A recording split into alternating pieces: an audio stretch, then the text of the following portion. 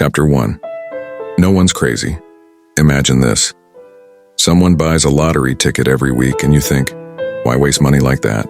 But for them, it's their dream of striking it big. The truth is, no one's crazy about money.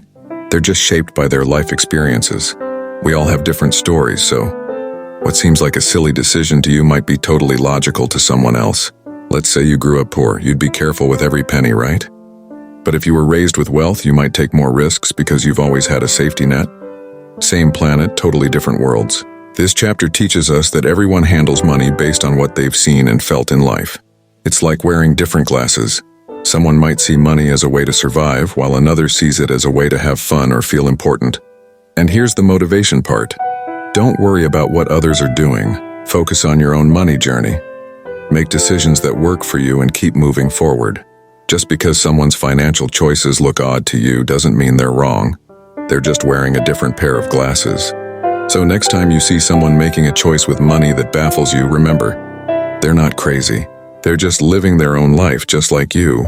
Stay true to your path, learn from your experiences, and don't sweat what others think. You've got this.